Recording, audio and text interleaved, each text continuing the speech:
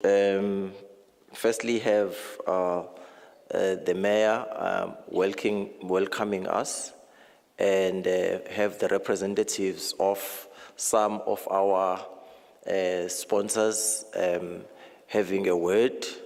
We'll also give the background and the purpose of today's symposium, and thereafter we will have a speaker from the Justice Ministry or Justice Department. We may indicate at this point that much as we were expecting Minister Lamula to join us, he has sent his profound apologies because subsequent to the SONA, the ANC caucus has been summoned to a meeting today in Cape Town. Therefore, he could not make it, but he passes his regards, and he also confirmed his support. The same goes with the Ambassador, Mr. Vusma Tonzela. He is in the Netherlands, and he is held up there, but he passes his regards, and he also confirms that he indeed gives us his undivided support. Basically, before I call on Mr. Madonsela to deal with calling the speakers from our partners and the mayor himself, let me just briefly explain how this came about. A few lawyers who are in Durban and other cities decided some years ago that in order to grow our knowledge of the law and keep abreast with the contemporary developments in the law, we need to have a reading group, and we used to meet about, if it's really rapid, it's busy, we used to meet twice a month, but we would meet on a monthly basis, and we would afford the younger upcoming lawyers an opportunity to present on topical issues and topical cases. And we would invite lawyers from out of town who become our guests and also empower us. So this reading group interacted with many, if not most, of the legal team that represented South Africa in the International Court of Justice in the recent matter involving Palestine and Israel. So when the issue of public international law and its impact on social cohesion in our communities came about as a topical issue, we decided to invite the colleagues to join us and address some of the topics that are going to indicate to our citizens as to how public international law impacts on our day-to-day lives. I mean, in the recent past, Advocate Madonsela was involved in a matter with Umsunduzi municipality where they were dealing with waste management, and he pitched his argument in international conventions as to the issue of waste management being a human rights issue and it's a health issue. So in a way, it goes to show what public international law is not just an abstract concept that has no bearing or immediate bearing on our lives. So before Madonsela comes, I would also like to extend a word of gratitude to our partners in hosting this symposium. We would like to thank the Black Lawyers Association, the KZN Society of Advocates, Advocates for Transformation, South African Human Rights Journal, who supported us as the Tegwini municipality when we thought of hosting an event of this nature. So I would like to invite Advocate Madonsela to come and take the podium to address the issue of our partners and also call the representatives of each of the partners to give us a few words before the mayor sums up. Thank you.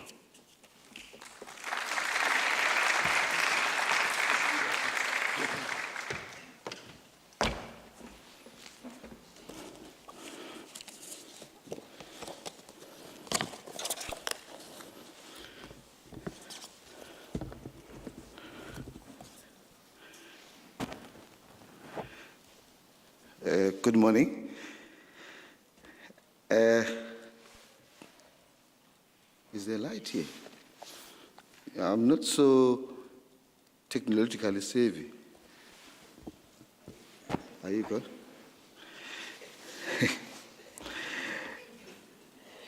It is my pleasure to welcome you all to this day-long symposium.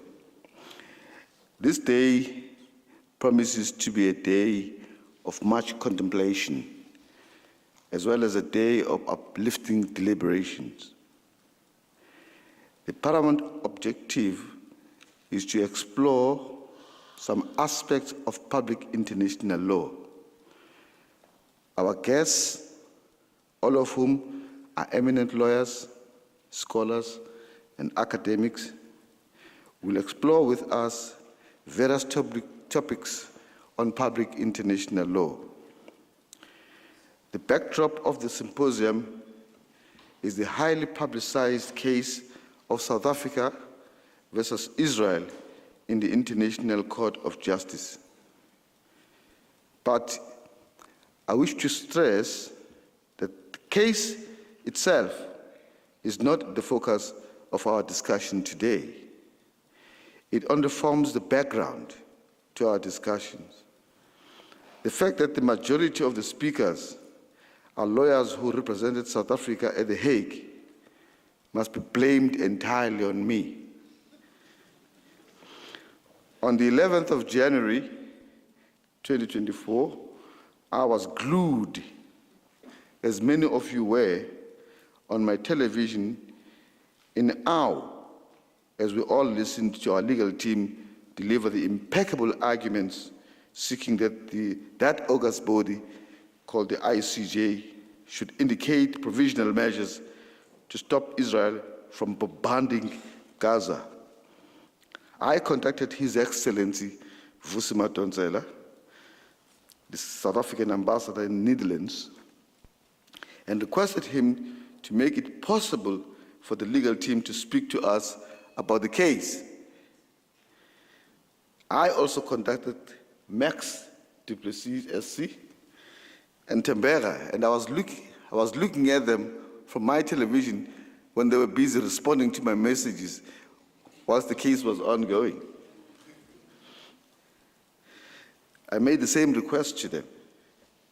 Whilst they were excited about the prospect of this symposium taking place, they were equally hamstrung to speak about the case in which they appeared as counsel, especially in view of the fact that, as a rule, counsel is discouraged from commenting on a case in which he or she appears, more so before the matter is finalized.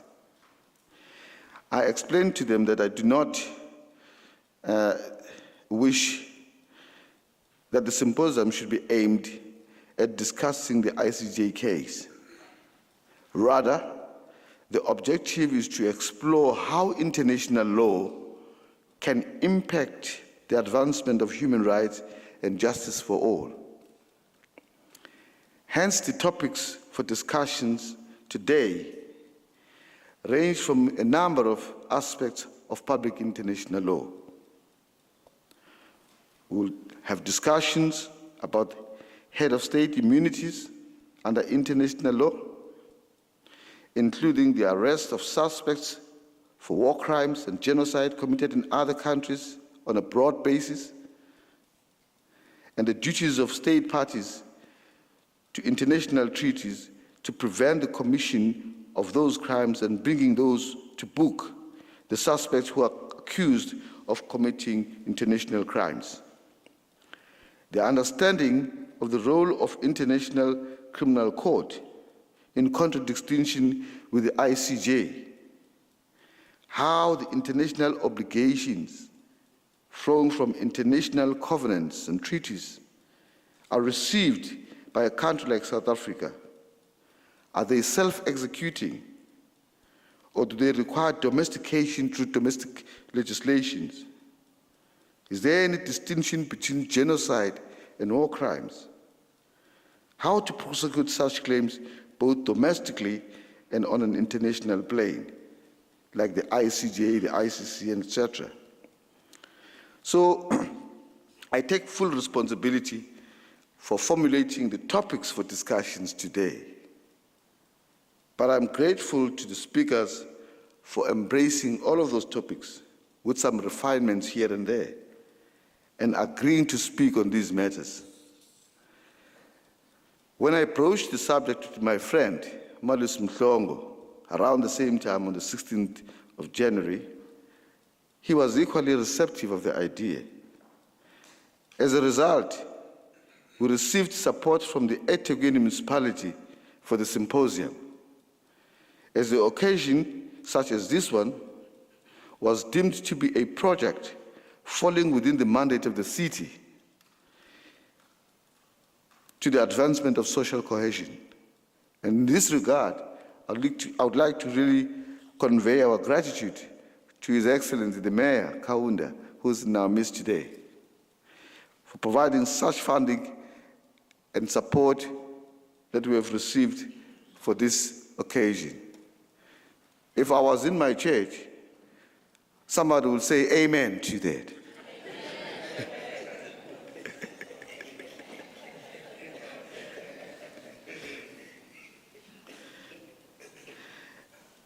We equally received support from the South African Journal on Human Rights. And I would like to thank Chris Givers for his support of this symposium. He is present with us here and he'll be speaking in due course. On that note, I just want to indicate to you up front that the South African Journal on Human Rights sponsored the cost of accommodation and travel for all our Joburg speakers. Again, I will say amen to that.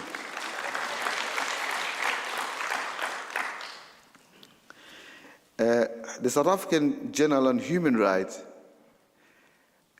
has dedicated an entire issue of their next issue in the journal towards public international law. And as a result, they are now calling for papers to be submitted to them for publication. To those who have an interest and who are writing on public international law, this is a formal invitation to submit your papers. And against this backdrop then, I would like to invite His Excellency, the Mayor, as one of the co-hosts, to give us a word or two and receive us formally in this symposium. Thank you.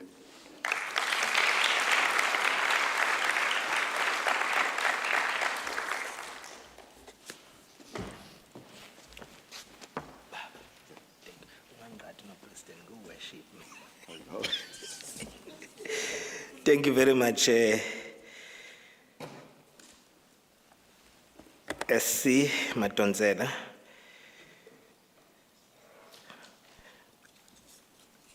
The Honorable Speaker of our municipality, Councillor Nyawose, our Deputy Mayor, Councillor Myeni.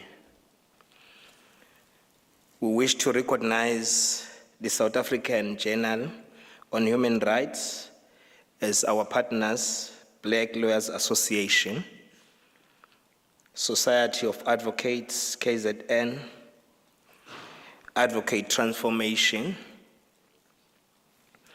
the City Manager who is presiding over the administration of our city, Mr. Musambele, and your Deputy City Manager Dr. Gumede, Prof. Ngubane, and all our participants, the legal practitioners present today and members of the media. Good morning, Sanborn.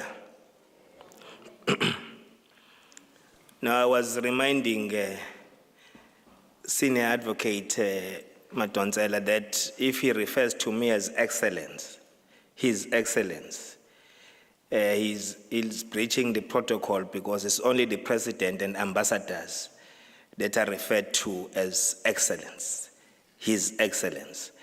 But you can easily refer to me like your judges, your worship. So I'm holding the equal status like judges. When I visited Spain around 2008, I was the chairperson of the Portfolio Committee of Transport in the province, in the legislature. So there, the reference to the chairpersons of committees over there, they refer to them as president. So when I came back, I met with President Zuma, who was still there, and I said, President Zuma, we are now equal. I'm also the president, because they referred to me as the president, Mr. President. So, ngahlala for 2 weeks, lapha kuthiwa nje Mr. President. Akuyona-ke ithathile encane leyo bakwethu. Thank you very much, program directors. Thank you for the opportunity. I intended to abuse this platform, but I also caution myself not to do so that we allow you a space as legal practitioners to discuss these issues of national importance. We'll be convening a session with you because we know that the majority of you operate around the CPD, which does not give you comfort in terms of the environment around where you operate. We do have plans, but we'll convene you so that we can share those plans with you, how we are going to be dealing with our inner city regeneration plan and our plans as a city and the budgets in relation to the development of our marina around the area where you operate. So we'll be calling you just to share those ideas, because if you do not do that, you may think that you are just seated comfortable for you to live in that bad environment where you operate. So we are doing something and we'll call you to do that. The other issue which I'm challenging you in the next sessions that you may have is the issue on the transformation of the judiciary. Maybe we'll need to discuss that. But part of the transformation is whether do we bring some new ideas in terms of how can we also boast with our African law rather than Roman law. So we need to discuss those issues. How do we ferry ourselves in regard to such matters of importance globally and as well as nationally? But let me get to the subject of today. Firstly, we would like to commend the organizers of this gathering for having convened all of you to discuss these matters which are of public discourse. On behalf of the people of eThekwini, we would like to extend the warmest welcome to you all.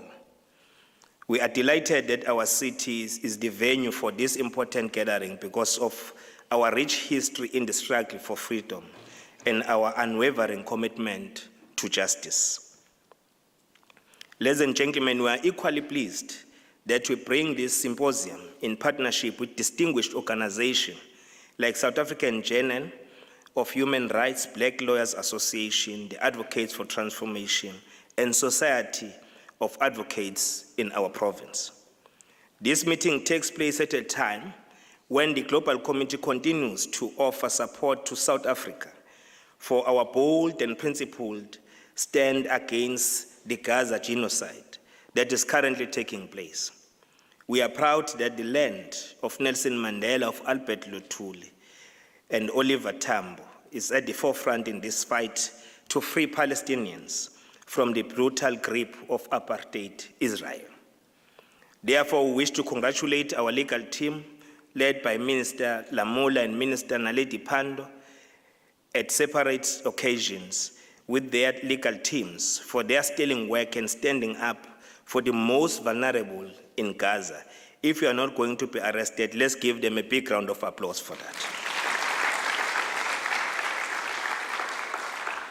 This group of legal eagles succeeded in convincing the International Court of Justice judges in The Hague that the indiscriminate bombing of the Palestinian people is fueled by genocidal intent. So they put our case and articulated our case very good to ensure that we also galvanize the support of other countries whom we are seeing now coming on board to support the cause that South Africa is pursuing. We are honored to have in our midst some of the members of the legal team whose professional and eloquent arguments that were beamed across the globe brought hope to women, children, and the elderly in Gaza Strip. We have no doubt that the effort you have put in this cause will contribute towards realizing the dreams of an independent Palestinian state in the near future. It will also go a long way in achieving the noble goal of creating a just and equitable world. Program directors, our solidarity with the people of Palestine is informed by the fact that their pain directly reminds us of where we come from as people. Even after 30 years into democracy, South Africa still faces a perennial challenge of poverty, unemployment, and inequality, disproportionately affecting the previously oppressed people of our land. Despite the great strides the African National Congress government has made in changing the lives of the people since 1994 by improving access to basic services, some of the apartheid fault lines are still evident in every facet of our lives, particularly in the economy of our country. Another fault line that we have not been able to adequately resolve is the apartheid special development patterns. The majority of poor people, particularly the working class of our country, are still living far away from the economic activities. Hence, they spend more than 40% of their income in transport. They still travel long distances to access economic opportunities and spend most of their MEAG income on transport. While South Africa is making great progress in addressing these challenges, the people of Palestine are still subjected to the most inhumane treatment by the Israel forces daily. For instance, Palestinians going to work must go through several checkpoints manned by hostile and heavily armed Israel forces whose only aim is to dehumanize and break their spirit. This is happening on a daily basis. So we are saying the fight for Palestinian cause is a fight for freedom, is a fight for justice and equal rights for all those who are suffering different forms of oppression across the globe. We continue to be inspired by our struggle stalwarts and first democratic president of the Republic, Dr. Nelson Mandela, who said, and I quote, "We know too well that our freedom is incomplete without the freedom of Palestinians," I close quote. Again, with these remarks, we want to welcome you all to this summit, and we are looking forward to fruitful discussions. Thank you very much, program directors.